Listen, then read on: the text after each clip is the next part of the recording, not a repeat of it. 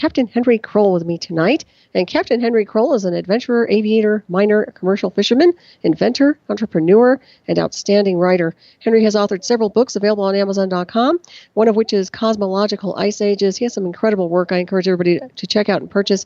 His websites are www.guarddog.books.com and www.alaskapublishing.com. So please welcome Captain Henry Kroll to the show this evening. Good evening, sir. Yeah, good evening, Solaris, and all you listeners out there. I'm going to try to talk a little slower than usual because I've been told that people don't understand what I'm talking about. But I don't know where to start. Actually, today I have couple of books that I wrote recently. One is Return of the Giants, based on Zachariah Sitchin's work, and the other is a criminal expose on the state of Alaska. If you type in the most corrupt state into Google, Hawaii and Alaska and also Louisiana kind of pop up there in the first three. Really? And Alaska? Wow. Yeah, and so I got a lot of the chapters, first chapter and the second chapter, just cut and pasted all the PDF articles that are in the various newspapers offline. That you have to go online in order to read the articles, but I just put the link in the books so that anyone can look them up later. Excellent. And read them if you're curious about it, But we've, at the start of the book, I was talking to an ex-state trooper at the senior center. He was kind of semi-retired, and he started talking about the CIA bringing cocaine into Alaska from Canada. Well, apparently they were flying it in, and at the time we had Vico and the Exxon head honchos, all the rich dudes were taking the stuff. Probably some of them use it themselves, and then they distribute it to their employees because, they got money to spend. They're earning at least $200 a day wages working in the oil fields, and they're the only people, the main people that have a lot of money to invest in such a thing, to buy it. And I actually took incident command structure training and HAZWOP training in Valdez myself, and I have been involved in the oil cleanup business. And I chartered my boat for several years. And, so I took this training down there, and they talked about coke as just being a recreational drug, and pot, they don't recommend you smoke pot because it shows up in the urine tests, but, it's just rampant drug use with anybody that has any money, and they think it's okay. It's a recreational drug is what they call it during the training sessions. I couldn't believe it. Right. I've never used any drugs myself, and I never even smoked pot, maybe one draft back in the 60s. I never really got high on it. I didn't care for it, Yep. And my brother, he smoked it a little bit, but he's dead. He died in 1974. But anyway, I was born in Seldovia, Alaska. It's a small town on the Kenai Peninsula. There are no roads to Seldovia, but it was the center of freight and everything at the time that I was born there, because the weather was quite a bit colder at that time, and there were no ships going up to Anchorage, Alaska, until during the war they built more infrastructure up there and docks and things, and they could bring larger ships up to Anchorage. But at the time, all the freight came into Seldovia, and then smaller freight boats were distributed around to Kasilof and Homer and other towns in Anchorage. And also they had the railroad coming from Seward up to Anchorage. But anyway, I went to Seldovia High School, and then I attended the University of Alaska as an electrical engineer was my first major. And I worked in a little, it was 40 below zero most of the time when I was up there in 62, I believe it was. And I had to walk about 200 yards up a hill. And I had a little shack there and had a radio transmitter in it. They had a grandfather clock with a shorthand removed, and they had a little copper strip soldered to the long hand, and every time the hour hand came around, it made contact with a little copper leaf up there, a little screw, and it would set off this transmitter right on the hour, every hour. It was my job to kind of adjust the clock so that it would, within a few seconds, 3 or 4 seconds, it was slow. You just grab the pendulum and swing it back and forth a few times until it was right on. Mm-hmm. And they wanted it set to go off within a few seconds, 3 or 4 seconds. And if I wasn't sure of the time, I could tune in. I had a communications receiver. I could tune in WWV in Colorado. And if the weather conditions were bad where I couldn't get the time standard on the hour, I would tune in WWVH in Hawaii. And I had a 35 millimeter camera over an oscilloscope that would record the little blip when the transmitter went off, and then it was beaming a radio signal straight up, and it would bounce it back off the ionosphere. And I didn't know what I was doing at the time, but I was furnishing information for the government for the HARP project. You've all heard of the HARP project, how they can use it for weather modification or, to destroy incoming missiles, possibly overheat them or disrupt the climate in various parts of the world. But anyway, I'm not sure how all this worked, but what it did, I changed this 24 exposure film, and it would record these double blips, and the distance between them was actual height to the ionosphere on a little oscilloscope. Mm-hmm. And I'd send this roll of film off to some obscure address in Virginia. It was interesting, so they had several decades record of the height of the ionosphere, which would enable them, of course, correlating with weather conditions and other factors, to bounce radio signals around the globe off from the ionosphere. Mm-hmm. But anyway, I learned a lot of physics. I couldn't stand the climate up at University of Alaska, so I attended Sheldon-Jackson University in Sitka, Alaska, and that was really nice. And I had a really sharp physics professor there. He taught aviators how to fly in World War II. But anyway, I'm going on 74 here. I'm 73, almost 74. And as it turned out, I didn't want to get into the professional fields. I thought couldn't see myself teaching physics or math or chemistry. But so I got married, and we bought a boat in Chicago one winter. I had a good salmon season. We fished salmon every summer to earn a living. We have a setnet site on the west side of Cook Inlet. It's very remote, and it's a nice place to visit in the summer. Mm-hmm. Gets a lot of fish there sometimes. That's always good. Some years we do really well. We get maybe earn up $50,000 up to $100,000. Salmon. That's great. But anyway, we bought a boat in Chicago, and I traveled through the Illinois waterway to the Mississippi River.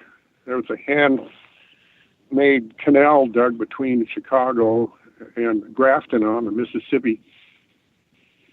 Make a long story short, I traveled all the way down the Mississippi River to Mexico, to Brownsville, Texas, and then I back up to Corpus Christi and attended the University of Corpus Christi and worked in the shipyards there.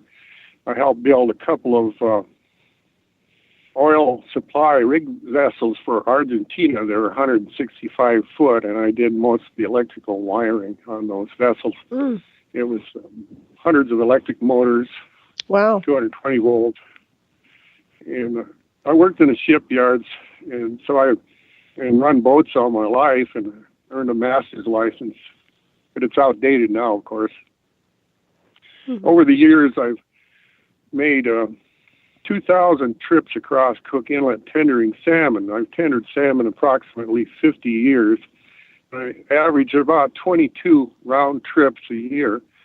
One-way distance is about 50 miles, so that works out quite a distance by boat, doing 9 knots or whatever, Mm-hmm. So I've seen all kinds of weather, and I also fished king crab for 23 years. I started out with my father's old scow that he had built back in 1942, and I was actually born on that boat in Seldovia when it was in the Seldovia Lagoon. Upstream, there's a little lagoon, and it iced in. There were 6 feet of ice around the vessel. And my mother was actually the public health nurse. She came from New York originally, a very intelligent woman, and she got a scholarship for pediatrics and trained in Edinburgh, Scotland. And I read 2 books about my parents. One is about her, and she wrote it all herself for the senior center in Ballard in Seattle. I just sort of copied a lot of it and put pictures of some of the babies she delivered in the book. I have a small book that has approximately 200 families where she delivered babies, pictures of the babies and their mothers in this little book. It's very nice. So she saw an ad in the paper where they needed a public health nurse in Alaska, Seldovia, Alaska. So she answered the ad and to her surprise got the job. So she traveled to Seldovia via steamship and got off of the vessel. They had big ships come in at the time. Denali was one of them, Alaska Steamship Company. And met the outgoing nurse, and she said that she inherited her cat and the boyfriend, who happened to be my father. And my father, he was quite a character. He learned to speak 6 languages during his life and ran away from home at age 8 because his father used to beat him, and he's having problems with bullies in school. But he got even with him, and he got on a train and went west at 8 years old. Wow. He only had a 3rd grade education at the most. Was adopted by the Nez Perce Indians. And he lived with them 10 years, learned to speak fluent Nez Perce, and he was more Indian than they were. He learned all their culture and everything. And he couldn't throw a spear, but he could throw an axe and shoot a bow and arrow. And he was the best rifle shot around. He won the turkey for him at the Pendleton, Oregon turkey shoot there. They have a roundup, I guess, every year. He worked in the logging camps and built himself up. He was tremendously strong. He worked as a strongman at a circus, and he taught himself to play the banjo, and he actually played the banjo with Eddie Peabody, the best banjo player that I know of in the United States. And he stowed away on a vessel before the Great Depression and wound up in Ketchikan. And they gave him a job fixing up a old tender boat. And he drifted salmon with a drift boat near Canada, the Stikine River, I guess. Americans try to catch half the fish. They have a dividing line between Canadian waters and Alaskan waters. And they try to get as many fish as they can to each processor on either side of the line. So he had a boat with a Model T engine in it, and they had to pull the nets by hand. They had cedar corks in those days and linen nets. He was all by himself out there, and it could have died several times. Engine quit, had water in the gas, and drifting onto the rocks, but he managed to get it started. Wow, amazing. It's quite an epic, And he also was a pilot. He captured 3 live wolverines. He was known as a mad trapper. The best rifle shot in Alaska, especially fly shooting on the fly. He could throw rocks up in the air. He would maybe miss 1 out of 20 with a 30-06 rifle. And I watched him split a rock in half and then shoot both pieces before they hit the ground. And that's with a bolt-action rifle. And he'd do this every 4th of July. We'd throw rocks up for him.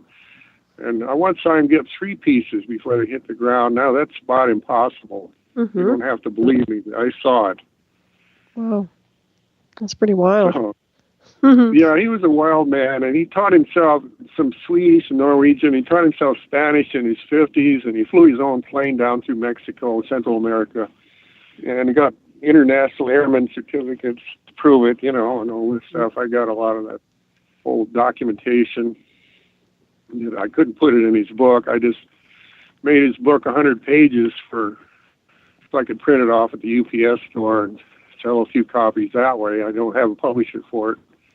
But he was I could use a ghost author maybe to help me get that thing together, maybe put some more real documentation in there. He flew with Bob Reeves in Cordova and Valdez got him the dynamite contracts to haul dynamite for all the gold mines until 1933. Roosevelt shut down all the mining so they could have World War II.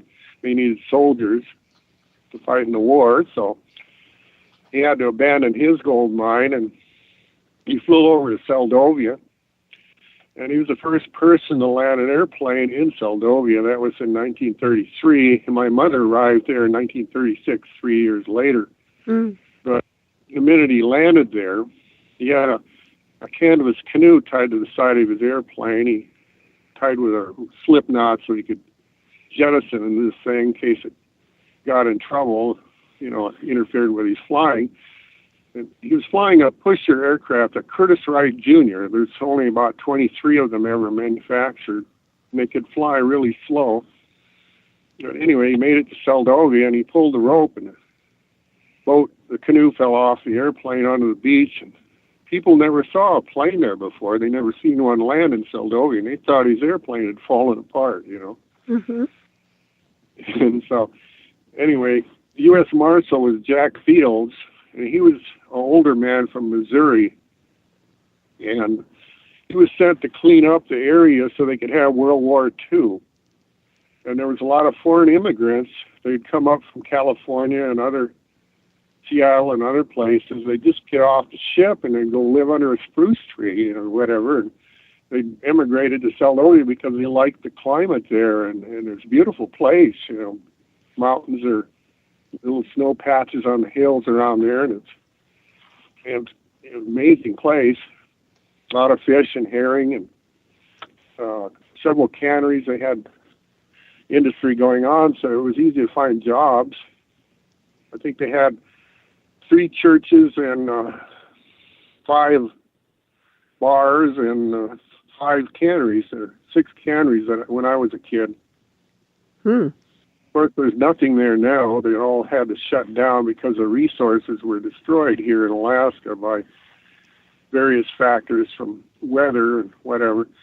But anyway, I wrote this book called Make Alaska Great Again after I realized what they had intended to build a road to Nome connecting up the Alcan Highway. Now, you must realize, people should realize that we wouldn't even have the Alcan Highway going to Alaska unless the Japanese hadn't invaded Alaska. It was a war effort to build that road, and they had soldiers cutting down forests and laying trees crossways and covering it with gravel, make corduroy roads across swamps, and the mosquitoes were terrible, and they had to bulldoze mountains down to get through certain areas, and old equipment, It was quite a feat building that highway. Mm-hmm. And they had surveyed another road to Nome, Alaska, connecting up the Alcan Highway in 1944. I believe the survey was completed. That's when I was born, in 1944. But anyway, there happened to be a bunch of barges upside down loaded with equipment off the coast of Nome. And I didn't really put 2 and 2 together until I started thinking about the history of my old fishing boat that I bought.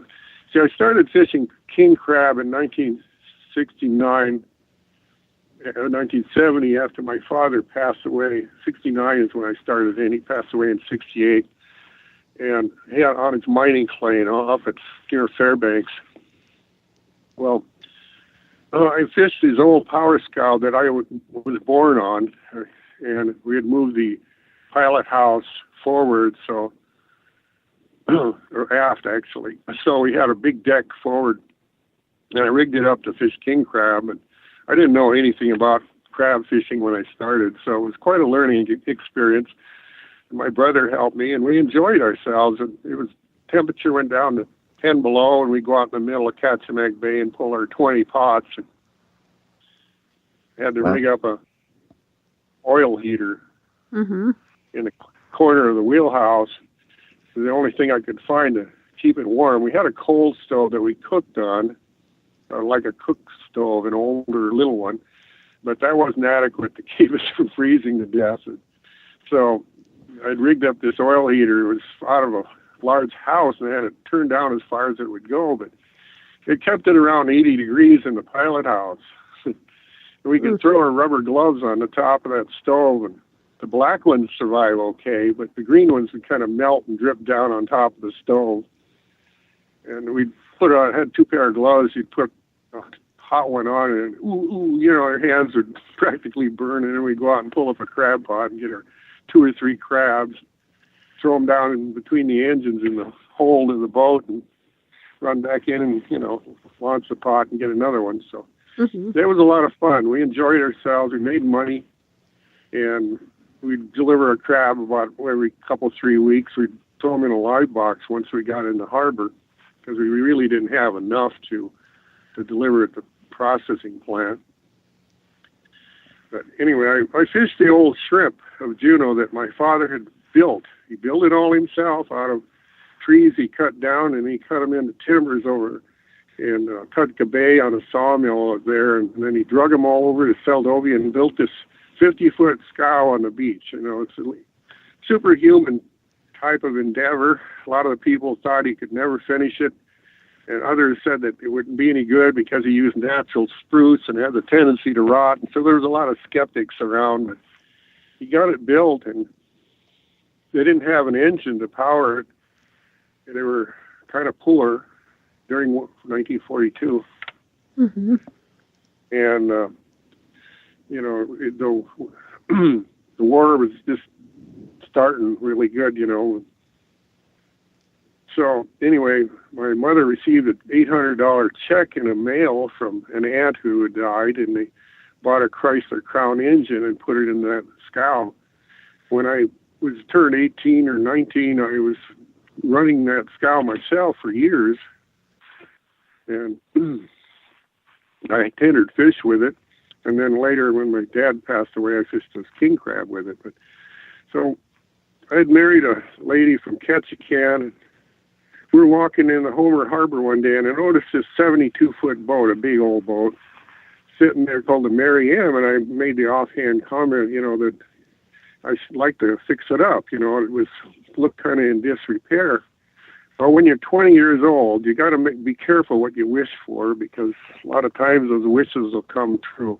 Your mind is more powerful in your 20s than any other time in your life, so that's just the way things are. Right. So anyway, a couple of years later, after I fished the old shrimp of Juneau for 3 years, the Mary M was over in Cordova.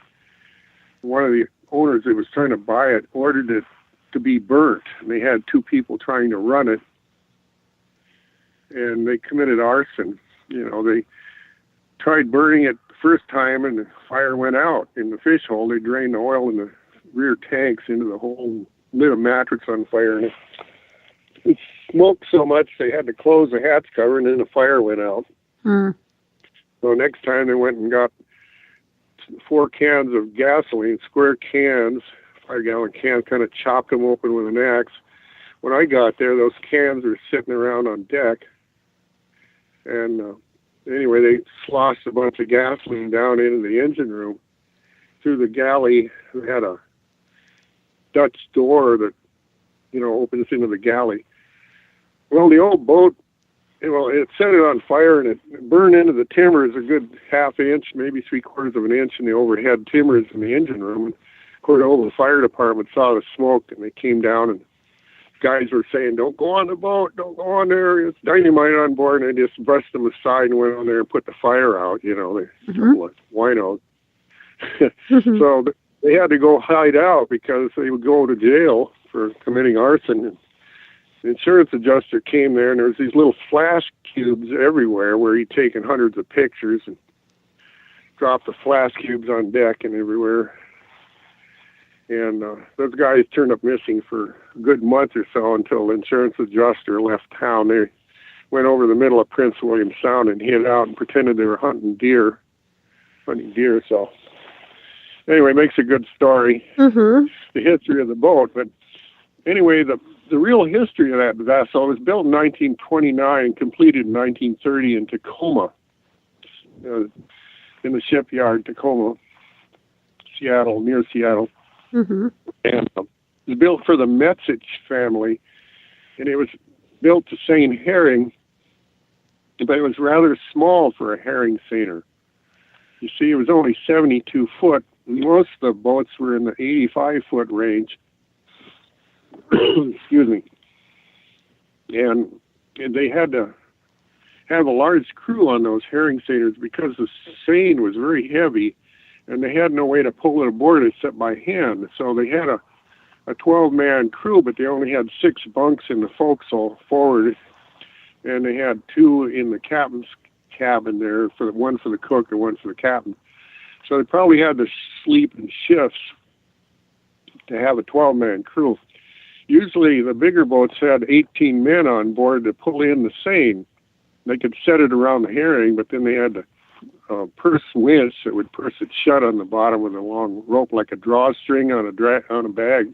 Mm-hmm. But then they had to pull the web in by hand and stack all the corks and leads and get it ready to set again, and then braille the herring on board. The bigger boats could hold more herring. So anyway, they'd seen herring a number of years, and then when the war came along, I don't know what they did. All the fishing boats were conscripted, I can't say the word, conscripted by the military to haul dynamite and other explosives and food and fuel and everything out the Aleutian Islands. So I'm not sure what it did during the war. Mm-hmm. But after the war, there was a guy, Rocky Roswell, got it, and he was a hard hat diver and sort of like a sea pirate. Well, the Rocky, he had it rebuilt at Maritime Shipyard in the 50s. By then, the decks were getting kind of rotten, so they put all new decks in it and new stub ribs and rebuilt the Atlas. Had a 4-cylinder Atlas engine that weighed over 20,000 pounds. Mm. A 10-inch bore cylinders, a 2-foot stroke. So it only put out 135 horsepower, but it went directly to the propeller. It was a very powerful tug, you could tow 100-foot barges with it easily. Right. And they have a wonderful rhythm to them. You can go on YouTube and you type in Atlas Imperial engines or 4-cylinder Atlases, and that 4-beat rhythm is just great, especially in a tug when they're under load or you're towing something. It's like Chickapuka, Chickapuka. I'd like to have had recordings of it. You could probably dub it into the music video somewhere. Right. But anyway, or Barack Obama. It's just great. And some of the cylinders would be a little wore out. The injectors would have more fuel than the others, so you had to constantly keep on top of adjusting the thing. I know every part of that engine. I ran that boat 3 years, and I fished king crab with it. We fixed it up in Cordova. So we scraped charcoal off the ceilings and painted everything white and put in a bunch of nice switches and Romex house wiring and had to rebuild part of the engine. And we got out of there in 10 days. We were cruising through the middle of Prince William Sound, and the oil pressure went down to 0. So I looked around the engine room, couldn't find anything wrong. Started the engine, still 0. So shut it off. Looked around again. One of the pins that worked out of the plunger pump that furnished the oil pressure has these cams and arms that work off the camshaft that run plunger pumps for the fuel and for the oil to maintain oil pressure. Mm-hmm. But anyway, Rocky Roswell, he fixed up the boat in the 50s, and he put new fuel tanks in the stern. He had 1,200 gallons of fuel back there and another 1,200 in the engine room. And he run the boat all the way to Nome every year. And there's this whole fleet of barges upside down underwater off the coast of Nome. Wow. He dived down, and they had cats and road graders, chained to the deck in about 60 feet of water. And he cut the chains loose with a cutting tool. It's underwater. Some of them would pop up to the surface, and he'd ride them with air bladders some way using the air compressors on the Mary M. And he had a crew of Jimmy mechanics. These are triple screw landing craft. They have three 671 General Motors diesels. And they were big vessels, 135 feet long, and big high pilot house on the stern. And they all were upside down. A big storm had capsized his whole fleet. And they'd get these Jimmy mechanics, they'd get two engines going. They'd head for Dutch Harbor with one of the barges, and the black smoke pouring out of the engines because they're burning that World War II 1940s diesel. They've been underwater 10 years or more. And he'd tow another. Some years he'd get two of those barges and get them upright. And he'd tow one behind the Marianne, and he'd sell them for $100,000 a piece. And after paying off his crew, he'd always give half the money to his wife, who lived in Anchorage, but he never saw her. She lived up there, and he'd just send her the money, you know. It's kind of like his banker, I guess. Well, this guy liked to party. He was a real pirate. He salvaged a lot of vessels, and those same vessels are around today. Some of them are down in Homer, some of those barges that are hauling freight. You know, the Kilcher video, if you go on YouTube, you'll see Kilcher running those auto Kilcher. That's one of the barges that Rocky salvaged with my vessel, the one I bought. Wow. Huh. And I didn't realize it at the time, but that whole fleet of barges, and I just figured it out recently within a year or so, that all that equipment was designed to finish the road to Nome, and that's the reason they didn't finish it. That storm capsized all those vessels, all those big barges, and they lost all their equipment. Now, if we had finished that road, they could open up Alaska, and the villages would have cheaper fuel and food, and the tourism would be great. You could drive up to Nome and take a ferry over to Russia and drive across Europe, you know, buy a new Mercedes, come back or whatever, or take the railroad. And they never opened up the state, you know, they just, the little corrupt bastards club they got down there in Juneau, that's what they call themselves. They just sell the royalties to the oil companies, and they rake in billions of dollars. And they got the pipeline built, and they get quite a, you know, $3 or $4 billion a year from the oil that flows through the pipeline. But it's running out of oil, and it's running at less than a quarter capacity right now. Wow. And there's no way they can save the economy. They're all worried about it. And they've just managed to rip off a lot of the. Whenever you got a pocket of wealth anywhere in the world, it seems, like whether it be diamonds, gold, oil, whatever, all the scum of the earth migrate there to get their share of it. Yeah, that's true. So there was a question over there we were going to ask about. Have you had an increase in earthquakes over there? An increase in what? Earthquakes? Oh, no, I haven't found any I haven't had any earthquakes recently at all. Okay, all right, just checking. All righty, very interesting. So, yeah, just curious insofar as what was going on over there. And, you know, I don't think they frack, do they? Do they do any fracking over there? No, they do have pumped a lot of gas out of Cook Inlet. And I wrote the book and put one of the chapters in it. The first chapter is I had to outline. They wanted, one of my publishers, they didn't want to publish it. I think they're afraid to publish it because of repercussions from, some of the crooks that are still in power. You see, when Sarah Palin called in the FBI, and the VICO guys all got jail times and, had to pay fines. And there's a lot of, I just tried to lay out all of the crimes and things that they did up here in the book itself, and I've had one publisher look at it, and they're afraid to publish it. Really? Because wow. I think because of the replication, for bringing out the truth. Right. Well, can't you just self-publish it? Isn't that the best way to go anyway? Well, yeah, I could, and I have sold a few copies at $20 a piece. I run off the short version at the UPS store, and it's got a nice cover on it, and there's a lot of pictures of my old boat in there and different things. But you see, what they did is they were bringing in 2 oil tankers a day from 1960 to the year 2000, anyway, each one carries ballast water, and it's contaminated. They take it out of Los Angeles Harbor, which has things floating around in it, unimaginable things, plus bacteria and foreign algae that are not native to Alaska.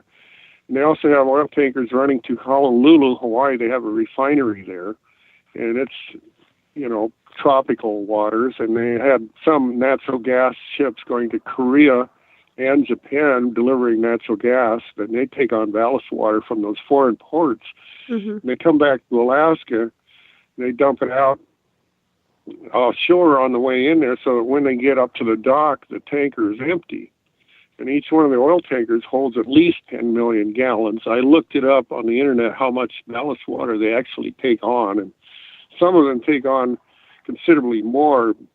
But you do the math with this 10 million gallons for 2 tankers a day, that's 20 million gallons for, say, 300 days a year.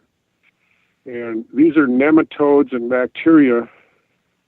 Over a 30-year period of time, all of the shrimp and the crab were killed off.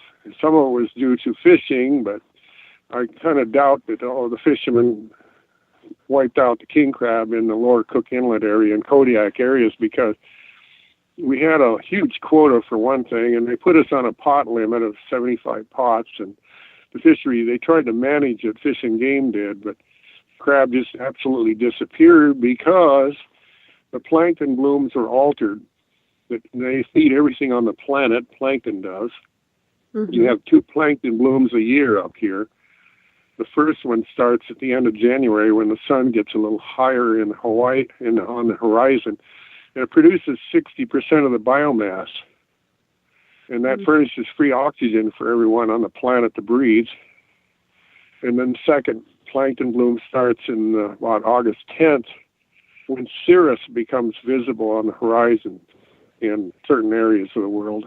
And why it happens that way, I don't know. Maybe it has something to do with the cirrus star system. Maybe it goes back to ancient times. I believe it does. And my research that we did when we wrote Cosmological Ice Ages, the book Cosmological Ice Ages, I consulted 2 astronomers and a genius friend of mine, and we determined that our sun was born in Orion. We drifted out of there slowly, and Earth froze up for 1 billion years, known as a Huronian glaciation. It had a mile-deep sheet of ice over the single ocean and a 5-mile chunk of ice on the single continent at that time. And then that's before the Cambrian era, apparently. And then somehow it got thawed out. Well, the only way it could thaw out is because we got captured by another star that would put out more light than our sun. And at that time, in ancient times, our sun didn't put out as much light as it does today. And there's no way you can explain all the layers of coal and oil and limestone on Earth that were created by light. It had to come from somewhere, and it couldn't possibly have come from the sun, because the atmospheric pressure during the Cambrian era, we think, was around 700 pounds per square inch, and it'd be over 2,500 mile deep atmosphere. So you'd never see the sun. So apparently we got captured by the cirrus system. We're heading right toward it right now, and what we did is we calculated the orbit period based on the gravity in that neighborhood. I shouldn't probably talk about it, because it probably makes everybody's brain shut off at this point. No, I think people should read your book, Cosmological Ice Ages. I really do. And of course, that's on your website, right? We can access that. Right, yeah. It's kind of an expensive book, but it's worth it, though. It's a very good read. I would encourage people to do that. Yeah. Go ahead. Well, anyway, I thought it was important, and I spent 4 years or 5 years writing it, and another 3 years trying to get it published, arguing with the publisher. And we had some Christian bias editors that didn't want to do it, and they had to fire them first before I could get it published. It was just a nightmare, and I was just at my loose end by the time we got it in print, And there's a mistake in this book, too. It's a 2-volume book. but it's not a real bad mistake. It just says we're going away from Sirius, but we're not. We're heading actually toward it at 7.5 kilometers per second. Mm-hmm. And we calculated our orbit period based on the gravity over there. It's 3.5 solar masses, so it's got 3.5 times the gravity of our sun, Sirius A and B together. Sirius B puts out 100 times the light of our sun in the UV spectrum that plants could utilize to make layers of coal on Earth. And if we were in a tight orbit, and we were, I believe we actually were captured by it. And the mechanics of it work out really well. And the orbit period actually, by our calculations, you got the galaxy gravity behind there, so you got to multiply the mass difference, which is 3.5 times 4 is 14 times the gravity of our own sun. And then you've got Procyon sitting over there at 10 light years. So you'd have the amount of gravitational attraction for that star. And it works out to about 20 times the gravity of our sun. And we did the math based on inscribing equal area and equal time. It's just a big equation. It works out to 105,000 years, which matches the last ice age cycle. Mm-hmm. So that's why I titled the book Cosmological Ice Ages. So the actual energy on this planet, your oil and your coal and your limestone, that's all made by sunlight. Limestone's made by plants in the oceans. That light had to come from somewhere, and the sun couldn't put out that much light. You got a limestone layer that's 12,500 feet thick, and it could never get through the atmosphere. To take it down, it takes something as powerful as a white dwarf to break through such an atmosphere, to make the plants grow, to make diatoms that make crude oil. If you look up oil in the internet, it says diatoms. Mm-hmm. So with multiple suns in the sky, diatoms can multiply 8 times in 24 hours, given enough warmth and enough carbon to feed on. And they can fill up an ocean with their bodies within a few months if you got multiple suns in the sky. And that's what happened. There's no other explanation for it. Mm-hmm. I mined that coal for years. And when I lived in Halibut Cove down here in Kachemak Bay, I'd go across the bay, and the top layer is only a foot thick. And as you go deeper underground near the beach, there's a big cliff where they're eroding away there, McNeil Canyon, where old Kilcher lives. Otto's family lived up there. But anyway, that's 5 feet thick or 6 feet thick down lower, which means that there was more carbon removed out of the air to make that layer of coal. Mm-hmm. And we're not seeing any coal being made right now because we're so far away from Sirius. We're 8.5 light years. We're heading back toward it. And there's not enough carbon in the atmosphere to make another layer of coal.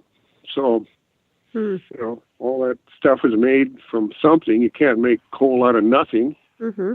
You have to have carbon dioxide in the air to make it, and right. in the soil or in the water. It's all plant growth. It's lignite coal, a soft coal, mm-hmm. and not bituminous. It's slightly above the rating of bituminous, kind of lignite stuff, and it's a 20-to-1 compression ratio. And there's 58 layers of coal. That means we made 58 orbits around the Sirius star system. And each time we go around it makes another layer of coal and we get up close. So yeah, it's just a Mother Earth calendar right there in front of you, but nobody can see it and nobody can read it. You know, it's kind of funny, you know, that mm-hmm. having mined this stuff for 13 years and heated our house with it, I didn't understand it either until recently. And I got all the information on it that I could. Mm-hmm. And but anyway, let's not talk about cosmological ice ages. It's too complicated for the average person.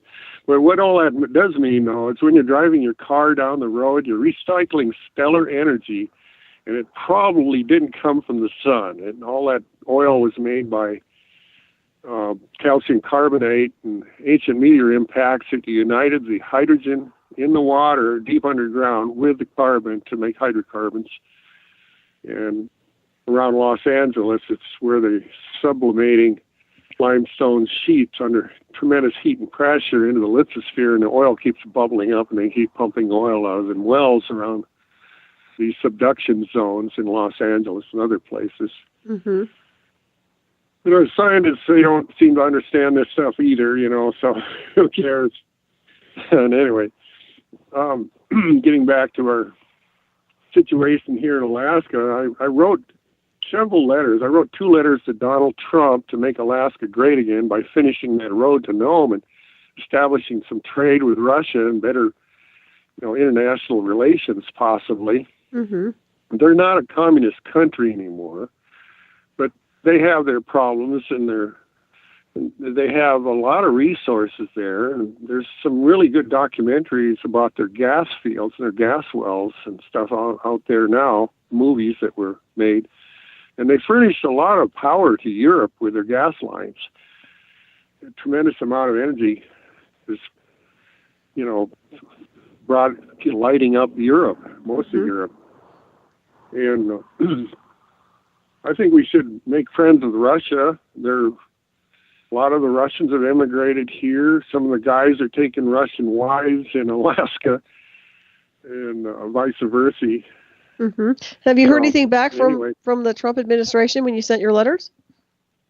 Oh, I got a little card back that they received a letter and, you know, thanks for your support or something like that. But that's nothing that would tie it down. It's just some aide, you know, that was answering incoming mail. Right, yeah. But I did send copies of the letter to Senator Don Young, Representative Don Young, and also Senator Lisa Murkowski and Dan Sullivan.